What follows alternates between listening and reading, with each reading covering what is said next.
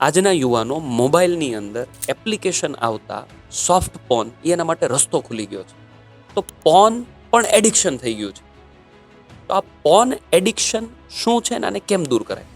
એક યુવાનોમાં થતો એક હોર્મોનલ્સ ચેન્જ પહેલી બાબત. પણ આપણું એટેન્શન વધવા પાછળને આપણા જ્ઞાનેન્દ્રિયો છે, 5 સેન્સેશન છે.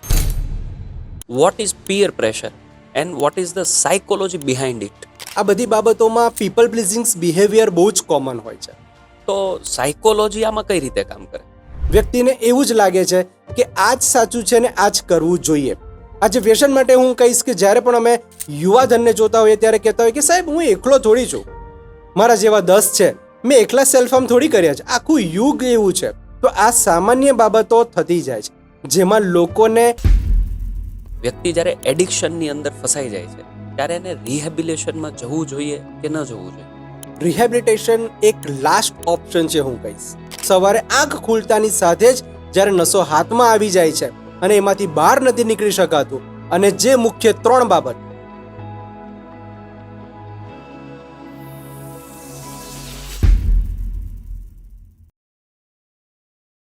નમસ્કાર મિત્રો, જય શ્રી કૃષ્ણ, જય હિન્દ, વંદે માતરમ. આજના ભાગતા દોડતા જીવનમાં સફળ થવા માટે ક્યાંક ને ક્યાંક હું અને તમે બધા જ મહેનત કરતા હોઈએ છીએ. પણ આ સફળતાની રેસમાં ક્યારેક એકલા પડી જતા હોઈએ છીએ, અથવા તો ક્યારેક હારી જતા હોઈએ છીએ.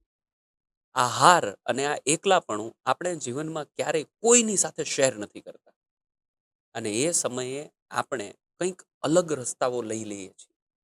અને એમાંનો એક રસ્તો છે સબસ્ટન્સ અબ્યુઝ, એટલે કે વ્યસન. આ વ્યસનો ઘણા બધા પ્રકારના હોઈ શકે, જે આપણા જીવનને પર્સનલી, ઇવન આપણા હેલ્થને, આપણા પરિવારને ખૂબ મોટું ડેમેજ કરે છે.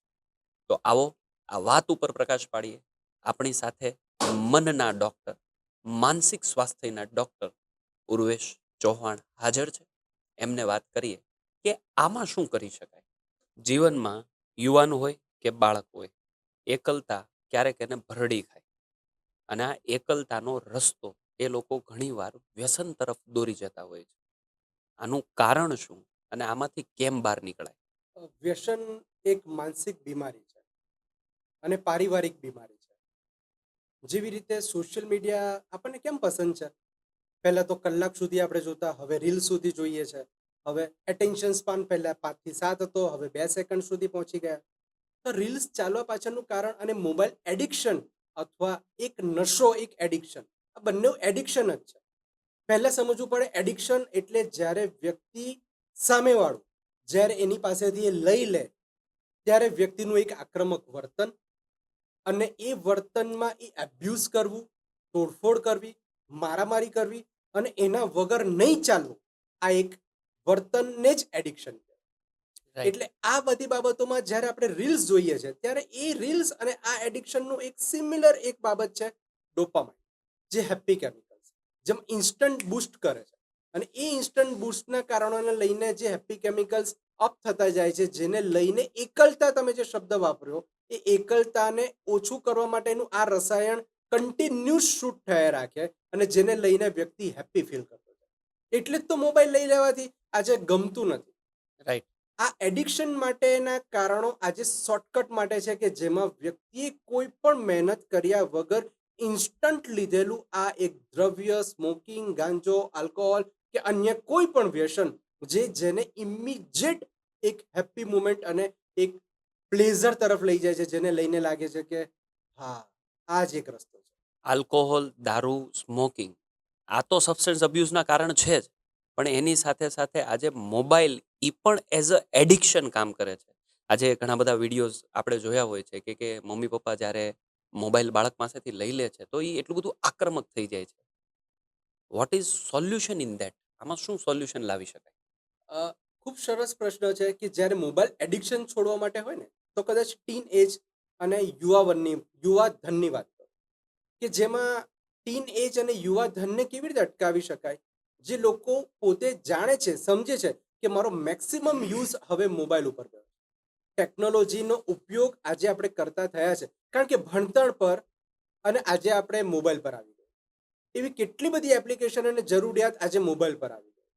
સામાન્ય રીતે આ કેવી રીતે ડેવલપ થયું એ સમજવું જરૂરી છે, કે જેમાં આ જે વોચ મોબાઈલમાં છે, પૈસા મોબાઈલમાં છે, કેલેન્ડર મોબાઈલમાં છે, લોકો સાથે કનેક્શન મોબાઈલમાં છે, એવી અન્ય ફૂડ એપ્લિકેશન કે અન્ય કોઈ પણ એવી એપ્લિકેશનો, જે બધું યુનિવર્સ આજે એક જ જગ્યા પર મળે છે, અને છે મોબાઈલ. જ્યારે આવું થતું જાય છે ત્યારે એના સોર્સિસ આપણે આકર્ષિત થઈને વ્યક્તિગત રીતે એમાં ઇન્વોલ્વમેન્ટ ન જાણતા આવતું જાય છે. આ બધી બાબતોમાં જે લોકો પોતે આમાંથી બહાર નીકળવા માટે છે, માંગે છે, અને પોતે જાગૃત છે કે મને આમાંથી નીકળવું જ છે, એના માટે અમે સજેશન કરતા હોઈએ કે પહેલા તો તમે પોતાનો ફેસ, એટલે લોક ફેસથી ખુલે છે એને બંધ કરી દો. ઓકે. આની સાથે સાથે તમે પોતાના ફિંગરપ્રિન્ટથી લોક ખુલે છે એને પણ બંધ કરી દો. એની જગ્યા પર તમે ટાઈપિંગ વાળા પાસવર્ડ નાખો. એમાં પણ દર અઠવાડિયે એવા પાસવર્ડને ચેન્જ કરો જેને કારણ લઈને તમને ઇરિટેશન થશે. જ્યારે આપણી મસલ્સ મેમરી એવી થતી જાય છે કે જ્યારે આપણે ફ્રી, ત્યારે આપણો હાથ મોબાઈલ તરફ જાય અને ફોન આપણા સ્ક્રીનથી, ફેસથી કે અંગૂઠાથી ખુલી જ જાય છે, ત્યારે આપણી ફ્રીક્વન્સી વધી જાય છે. આ ફ્રીક્વન્સીને ઇમિડિયેટ જાતે ઓછી કરવા માટે પહેલા આ વસ્તુ કરો. બીજું, ફોનને 10 ડગલા દૂર મૂકો. થર્ડ, બધી જ એપ્લિકેશનના નોટિફિકેશનને ઓફ કરી દો. રાઈટ. ફોર્થ, જે ઇન્સ્ટાગ્રામ, સોશિયલ મીડિયા કે કોઈ પણ એવી સ્નેપચેટ જેવી બાબતો છે, એ બધી બાબતોને સ્ક્રીન પર ના રાખો. એને અંદરની સાઈડ પર લઈ જાઓ, કે જેથી મારે અંદર જઈને જોવું પડશે કોનો મેસેજ આવ્યો. એનાથી સૌથી વધારે મહત્વનું કે હું પોતે પણ એક નિયમ બનાવું, જેમાં ડિજિટલ ડિટોક્સિફિકેશન. મેં એની શરૂઆત કરી છે. મહિને એક વખત એક દિવસ ફોનથી દૂર, અને બિલકુલ ફોન નહીં યુઝ કરવાનો. મારા જેવા કેટલાય અસંખ્ય લોકો આવું કરતા હોય, જેને મન માટે, શરીર માટે ઉપવાસ કરતા હોય. આજે એવી રીતે ડિજિટલ ઉપવાસ પણ એક આવી ગયો છે. રાઈટ. અને આ બાબતોને લઈને મને ઓછું કરવા માટે જ્યારે હું પોતે પ્રામાણિક પ્રયત્ન કરીશ ને, ત્યારે મને સમજાશે કે હવે મારો ફોકસ મને ચેન્જ કરવાનો. રાઈટ. તો આ અંદર જેમ એપ્લિકેશનો જતી જશે, ઇરિટેટિંગ પાસવર્ડ દર વખતે નાખતા જઈશું, ત્યારે આ વપરાશની ફ્રીક્વન્સી જો 10 હશે ને, તો 10 થી 2 ચોક્કસ આવી જશે. અત્યારે ધીસ ઇઝ ન્યૂ નોર્મલ, કે એક દિવસ ઉપવાસ આપણે કરીએ છીએ, એમ એક દિવસ ફોનનો પણ ઉપવાસ કરવો જોઈએ. રાઈટ. આ ફોનનો એક દિવસનો ઉપવાસ પણ મનને હેલ્ધી મનને બનાવી શાંતિ દેશે. હમણાં એક મૂવી આવેલું કબીર સિંહ, અને મૂવીમાં એવું દેખાડે છે કે જ્યારે આપણને કોઈ વસ્તુ જોઈએ એ ન મળે, અને ત્યારે એ વ્યક્તિ વ્યસન તરફ ચાલ્યો જાય છે. હવે એ કોઈ વસ્તુ હોય કે વ્યક્તિ હોય જે નથી મળતી, તો એ સમયે what is the right way? પહેલા તો વ્યસનના પ્રકારોને સમજવું જરૂરી છે. વ્યસન વ્યક્તિ, કોઈ પણ વ્યક્તિને તમે પૂછો ને કે વ્યસનની શરૂઆત કેવી રીતે થઈ, તો પહેલા એ કહેશે આનંદ પ્રમોદ. એટલે પહેલું સ્ટેપ છે, જેને અમારા સાયકોલોજીની ભાષામાં કહેવાય છે ફક્ત આલ્કોહોલ માટે, કે પહેલું ગુટ ઘાતક. પહેલું જ ગુટ ઘાતક છે. જ્યારે એટલે પહેલા એના સ્ટેજ જે આવે છે, એમાં પહેલું સ્ટેજ છે એક્સપેરિમેન્ટ. હું અખતરા કરું છું કે આનાથી શું થશે. બીજું, હું નોર્મલ યુઝ તરફ આવીશ. પછી હું ડેઇલી યુઝ અને રિસ્કી બિહેવિયર તરફ આવીશ. પછી હું ડિપેન્ડન્સી પર આવીશ કે હવે મને એના વગર ચાલે જ નહીં. અને ફિફ્થ, પછી હું એડિક્ટેડ બનીશ. એટલે રાઈટ. વ્યસન બનવા માટેના સ્ટેજીસ છે. આપણને એવું લાગે છે કે હું સોશિયલ ડ્રિંકર છું, મારા બાપ દાદા કરતા હતા, મારા મમ્મી પપ્પાએ 18 વર્ષે મને કીધું હતું કે તું આજે પી લે, પણ હવે સમાજની સામે નહીં પીતો. અને ત્યાર પછી અમે એ લોકોને રિહેબમાં જોઈએ છીએ. તો હા. આવા કેટલાય લોકો છે જે સમાજમાં આ વાતાવરણ નોર્મલ છે, કેટલું કલ્ચર બહુ કોમન છે કે તું બહાર નહીં પીતો ને, ઘરે પીને. આ બધી જ બાબતોમાં જે તમારો મુખ્ય પ્રશ્ન હતો કે આ બધી બાબતોમાં કબીરસિંહ અથવા ઘરના કોઈ કબીરસિંહને આઈડલ માને છે. આ આઈડલ માટે અમારા સાયકોલોજીમાં કાર્લ રોજર્સ થઈ ગયા. અને કાર્લ રોજર્સે આ સેલ્ફની વાત કરી છે. મુખ્યત્વે વ્યક્તિના 4 સેલ્ફ હોય. એક વ્યક્તિનું સેલ્ફ છે જેને કહેવાય all and nothing behaviour, plus અને માઇનસ સેલ્ફ, જેમાં બધી જ બાબતો એવું લાગે કે આ વ્યક્તિમાં બધું જ સારું અને ખરાબ જ છે. આજે તમે મને પોડકાસ્ટમાં 8 વાગે બોલાવી લીધો, તો તમે બહુ જ સારા. પણ જો તમે મને 8 ને 9 કીધા અને મને કલાક વેટ કરાવ્યો, તો તમે બહુ જ ખરાબ. પણ આની વચ્ચે પણ ન્યુટ્રલ બિહેવિયર છે.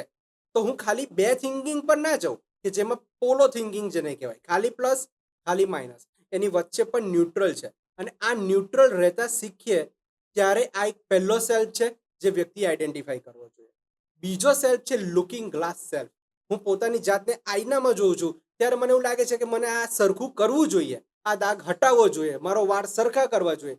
એવી જ રીતેનું વર્તન સોસાયટી સમાજમાં પીપલ પ્લીઝિંગ બિહેવિયર. ના નથી પાડી શકતા. ના લુકિંગ પાડવા ગુડની અંદર જીવે છે. ખુદની અંદર જીવે છે. લોકોને ના પાડીશ તો શું વિચારશે?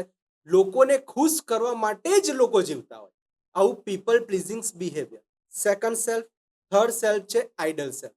જેમાં તમે વાત કરી કે કોઈ પણ કબીરસિંહ જેવા કે હું આને આઈડલ માનું છું એટલે આના જેવો વર્તન કરીશ અને એને બ્લાઇન્ડલી ટચ કરીએ છીએ. એટલે જ આપણા ઋષિઓ, એવા સ્વજનો, એવા માતા પિતા, એવા ગુરુજન અથવા એવા મિત્ર કે આના જેવો બન એવો સોસાયટી કેટલી બધી વખત આપણને કહે છે. અને એ અનકોન્શિયસલી એટલું ફિટ થઈ જાય કે આને ફોલો કરવાનું એટલે એ કંઈક ખરાબ પણ કરે તો સાચું. આપણને ખબર છે કેસરિયા રંગ કેવો લાગ્યો.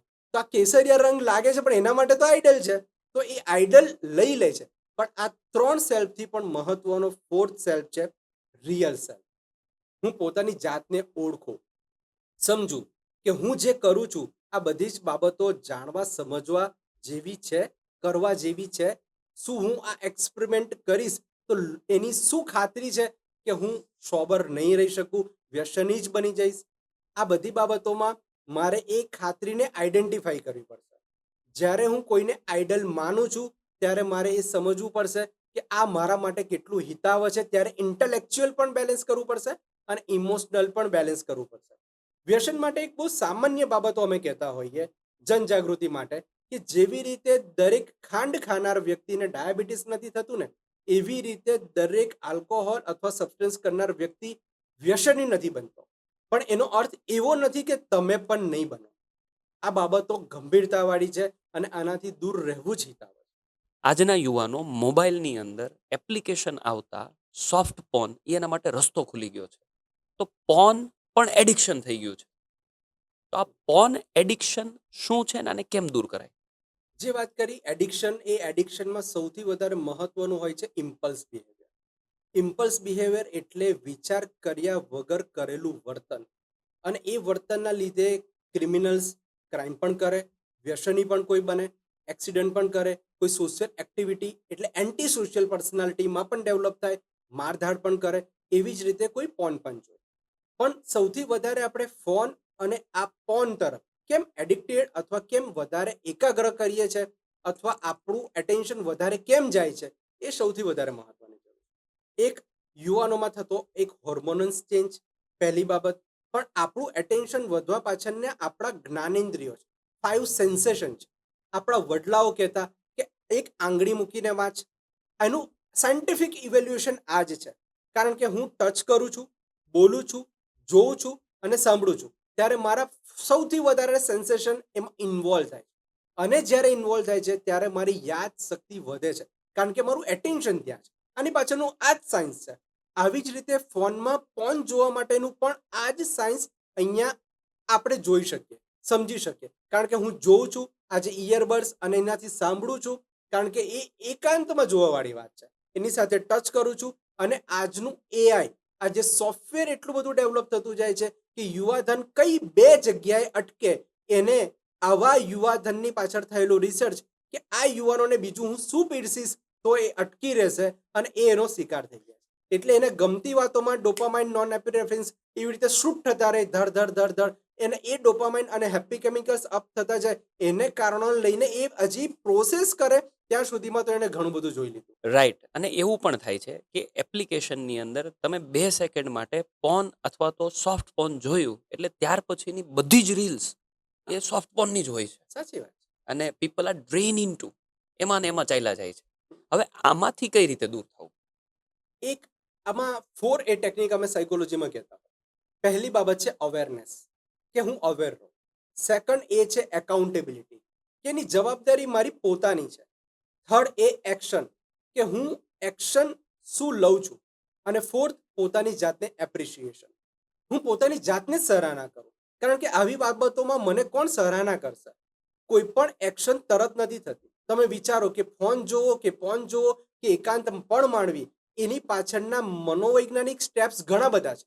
હું કોઈને જોઈશ કે કોઈની હાજરી નથી, હું એ વેબસાઇટ પર જઈશ, એ જ કન્ટેન્ટ નાખીશ, એને જોઈશ, મને ગમતું કન્ટેન્ટ શોધીશ અને પછી હું જોઉં, બારણું બંધ રાખું અને એની સાથે પ્લેઝર એન્જોય કરું. એની પાછળના કેટલી ચોઇસ વ્યક્તિ લેતા હોય છે.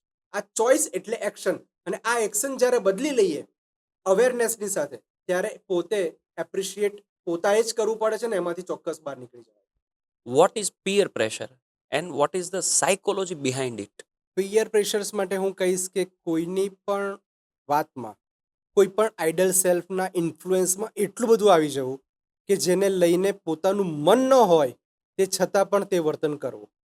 આ બધી બાબતોમાં પીપલ પ્લીઝિંગ બિહેવિયર બહુ જ કોમન હોય છે કે જેમાં વ્યક્તિને ખુશ કરવાવાળું વર્તન અને લોકો માટે જીવતા લોકો જ આવા વર્તન તરફ સહજતાથી આચરતા હોય છે. તો સાયકોલોજી આમાં કઈ રીતે કામ કરે?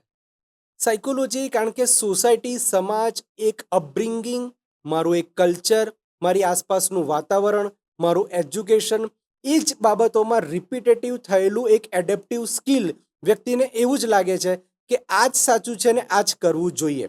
આજે વ્યસન માટે હું કહીશ કે જ્યારે પણ અમે યુવાધનને જોતા હોઈએ ત્યારે કહેતા હોય કે સાહેબ હું એકલો થોડી છું, મારા જેવા 10 છે, મેં એકલા સેલ્ફ હાર્મ થોડી કર્યા છે, આખું યુગ એવું છે, મારા ક્લાસમાં 40નો ક્લાસ છે ને તો 4 જણા એવા મળશે, અરે મારી 10 ગર્લફ્રેન્ડ એટલે કે ગર્લમાં કહેવાતી ફ્રેન્ડ એવી છે કે જે મારા કરતાં વધારે સિગરેટ પીએ છે. તો આ સામાન્ય બાબતો થતી જાય છે જેમાં લોકોને એબનોર્મલ અને નોર્મલ ખબર જ નથી પડતું અને જેને કારણે લઈને એવું લાગવા લાગે છે કે આ કુલ ફેક્ટર્સ છે અને આ કુલ ફેક્ટર્સના લીધે સહજ બાબત છે. જેવી રીતે આપણે મળીને કહીએ કેમ છો, જય શ્રી કૃષ્ણ, કેવું ચાલે છે, એવું જ સ્મોકિંગ લેશે, ગાંજો લેશે, અરે આવને જરા ચીલ કરીએ, જરા મજા કરીએ, અરે આજે આ વેકેશનમાં ફાર્મ હાઉસ જવાનું આપણે અટકાવવાનું નથી, હા સ્પેશિયલ પાર્ટી છે, તારી પોતાની પસંદગીનું છે, આવજે જરૂર. આવી બધી બાબતો એટલી સહજ થતી જાય છે જેમાં પરિવારના લોકોનું આજે એક ઇન્વોલ્વમેન્ટ પણ ઓછું થતું જાય છે. રાઈટ. જેમાં એક વર્ગ એવો છે કે અમે અમારા પેરેન્ટ્સ તરીકે દીકરાને બધી જ છૂટ આપી દીધી છે, જીવી લેવા માટે કીધું છે. અમે આશ્ચર્ય પામીએ છીએ જ્યારે ઘણા કેસોમાં અમને પેરેન્ટ્સ કહેતા હોય સાહેબ ઘરે તો પીવડાવાય ને, 90 ml તો અપાય ને, 18 વર્ષ પૂરા થાય ત્યારે 5 પાર્ટી કરાવી જ દઈએ ને તો જ સમજી જશે ને કે આ વ્યસન નહીં કરવાનું. આવી બધી બાબતો જ્યારે અમે સાંભળીએ ને ત્યારે ધ્યાનમાં આવે. એ પોતે એવા દ્રષ્ટાંતો આપતા હોય કે હું એનો ફાધર છું, આર્મીવાળી અને લેબલવાળી અને બ્રાન્ડેડ પીવું છું, વર્ષોથી પીવું છું સાહેબ, હું એડિક્ટેડ નથી થયો, આ મારું જ ખૂન છે, મારું જ લોહી છે, એ કેવી રીતે એડિક્ટેડ થશે? પરંતુ આ ભ્રમ વ્યક્તિને તોડી નાખે છે નજીકના જ દિવસોમાં, કારણ કે પોતાનું સેલ્ફ કંટ્રોલ ગુમાવી દે છે. અને ફિમેલોમાં પણ આલ્કોહોલ અને ગાંજો ખૂબ જ વ્યક્તિ આચરતો થઈ ગયો છે. ગાંજો એક શાંત નશો છે અને આ શાંત નશાને લીધે વ્યક્તિને એવું લાગે છે કે કોઈને ખબર નહીં પડે, સ્મેલ નહીં આવે, મન શાંત રહેશે, એકાગ્રતા વધારે થશે, ઇઝી અવેબિલિટી છે અને સાથે 4 લોકોની મિત્રની મહેફિલ પણ છે. અને આજે આ મહેફિલના લઈને પ્લેઝર જે કન્ડિશનિંગ બિહેવિયર તરફ જતું જાય છે, એટલે તણાવ જ્યારે થાય ત્યારે વ્યક્તિ વ્યસન કરી લે, આવું સહજ સમજી લે છે.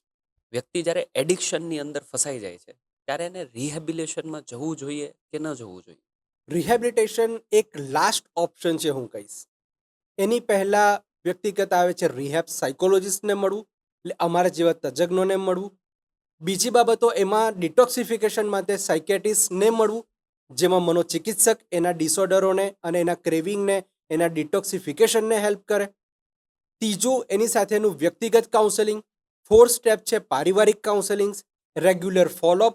અને પણ વ્યક્તિ જો નથી નીકળતો અને હવે આઈ ઓપનર ડ્રિંકર, એટલે સવારે આંખ ખુલતાની સાથે જ જ્યારે નશો હાથમાં આવી જાય છે અને એમાંથી બહાર નથી નીકળી શકાતું, અને જે મુખ્ય 3 બાબત પર્સનલ, પ્રોફેશનલ અને ફેમિલી લાઈફ જ્યારે ડિસ્ટર્બ થઈ જાય ને ત્યારે, અને પરિવારને એવું લાગે કે હવે અમારાથી આને સચવાય તેમ નથી, ત્યારે એને પ્રોપર ટ્રીટમેન્ટની જરૂર છે. અને આ પ્રોપર ટ્રીટમેન્ટની જરૂર એટલે વ્યસન મુક્તિ. વ્યસન મુક્તિમાં પહેલું જ step digital detoxification, individuals counsellings, regular followup, regulars એના પ્રોગ્રામિંગ, એના જેવા કેટલાય લોકોનું શેરિંગ, એની સાથે શીખેલી બાબતો અને એમાંથી બહાર આવવાનો પ્રોગ્રામ અને પુનઃ વસવાટ. રિહેબિલિટેશન સેન્ટર એટલે પુનઃ વસવાટ કરવાનો છે. સમાજમાં પાછો પુનઃ વસવાટ કેવી રીતે કરે એને તનથી અને મનથી મજબૂત કરવા માટેનું એક સેન્ટર એટલે રિહેબિલિટેશન સેન્ટર. આવા અનેકો રિહેબો સેન્ટરો માટે આપણે જાગૃત છીએ. કેન્સર, એઇડ્સ, ભણવા લખવાની તકલીફો માટેના ચાઇલ્ડ ડેવલપમેન્ટ સેન્ટર જે રિહેબિલિટેશનનો જ પાર્ટ કરે છે. તો વ્યસન માટે કેમ નહીં, વ્યસન માટે પણ ચોક્કસ એક પગલું ભરવું જ જોઈએ અને એના માટે ચોક્કસ એક રિહેબિલિટેશન સેન્ટર સુધીની એક માહિતી મેળવેલી આપણે વ્યસનને દૂર કરી શકીશું એ વાત ચોક્કસ છે. Thank you sir. ઘણી બધી માહિતી અને ઘણી બધી વસ્તુઓ સચોટ રીતે આ એડિક્શન બાબતે ખ્યાલ આવી. આપનો આ પોડ સ્ટુડિયોમાં ખૂબ ખૂબ આભાર. Thank you so much. Thank you very much.